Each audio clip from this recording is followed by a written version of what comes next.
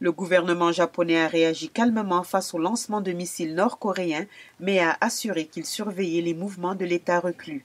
Le 2 juillet dernier, la Corée du Nord a envoyé 4 missiles de courte portée, alors qu'au mois d'avril, elle avait envoyé une roquette destinée à renforcer sa capacité en missiles à longue portée et avait effectué une tentative d'essai nucléaire le 25 mai.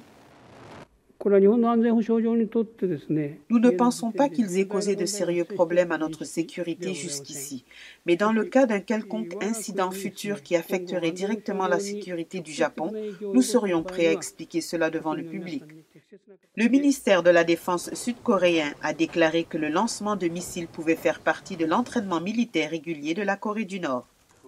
En regard de la portée, ceux-ci sont les missiles les plus dangereux en cas de conflit entre la Corée du Nord et du Sud. Les missiles à moyenne et longue portée ont des buts internationaux.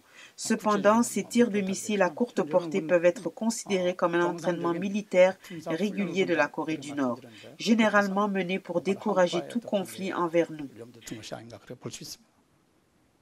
La Corée du Nord a sommé les navires de rester éloignés d'une zone maritime s'étendant à 110 km de sa côte orientale entre le 25 juin et le 10 juillet, disant qu'elle menait un exercice militaire.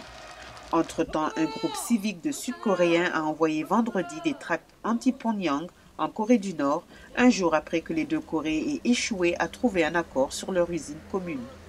À Séoul, une centaine de manifestants se sont rassemblés pour dénoncer le dernier tir de missile.